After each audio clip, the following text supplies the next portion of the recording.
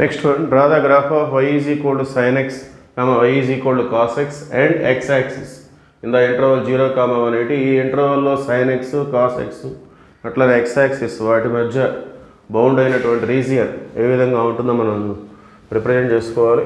So ముందుగా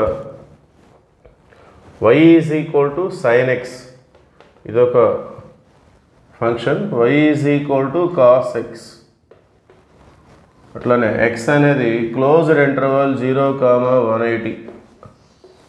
so ఇక్కడ ఉన్న యాంగిల్స్ కూడా మనం తీసుకోవచ్చు. సో తీసుకుందాం. x is equal to 0,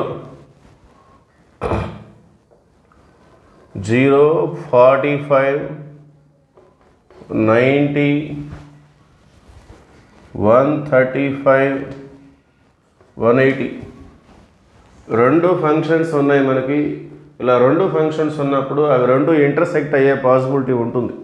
అది ఎక్కడ ఇంటర్సెక్ట్ అవుతుందో తెలుసుకోవడం కోసం నేను మనకి వీటి గురించి ఐడియా ఉంది. 45కి రెండు కూడా ఒకటే వాల్యూ ఇస్తాయని ఆ ఐడియాతోటి నేను 45 డిఫరెన్స్ మెయింటైన్ చేస్తూ తీసుకుంటున్నాను నేను.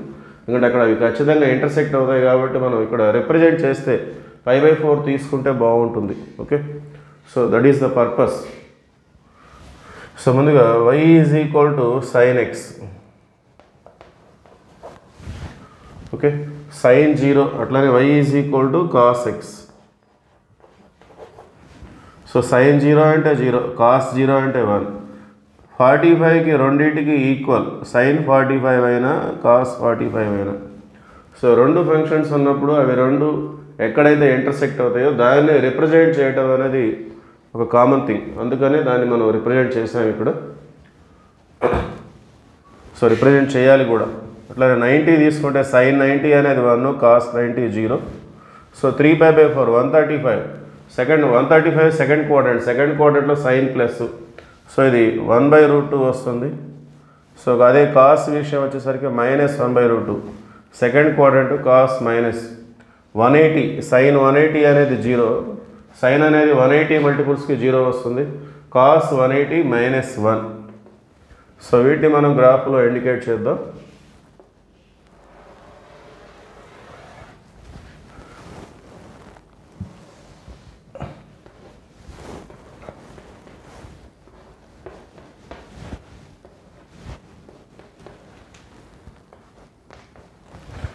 సో 0, 45, 90, 3π/4, 180. ఓకే, సో వైకి వచ్చేసరికి మ్యాక్సిమం వాల్యూ +1, మినిమం వాల్యూ -1 ఉంది రెండు ఫంక్షన్స్లో. So maximum value +1, minimum value -1.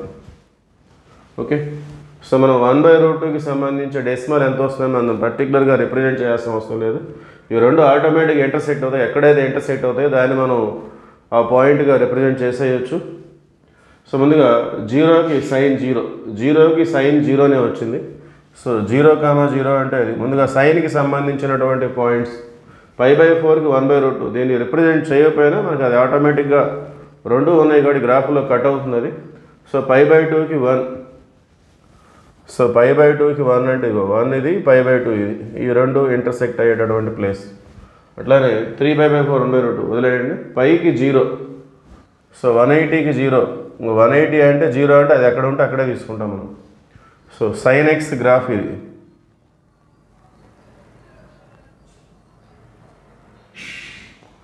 Okay, graph of y is equal to sin x. Next cos x 0కి 1 వచ్చింది. సో x 0 అంటే అది, y 1 అంటే y ఎక్కడైతే ఉంటుందో అక్కడ. సో π/4 1/√2 వదిలేద్దాం. π/2కి 0. సో π/2కి 0 అంటే π/2 ఎక్కడ ఉంటే అక్కడే 0 ఉంటుంది. సో నెక్స్ట్ మళ్ళీ 180కి వచ్చేసరికి -1. సో x 180 అంటే ఇది, y -1 అంటే ఇది. సో x 180 ఈ విధంగా, y -1 ఈ విధంగా.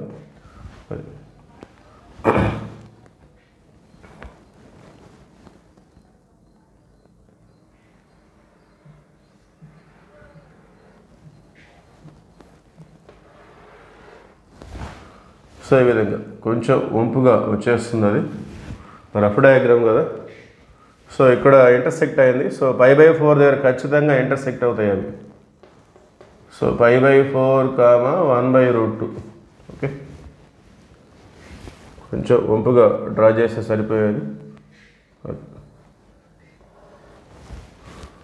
Okay, so that is the graph of y is equal to sin x cos x in that interval 0, π. Okay, thank you.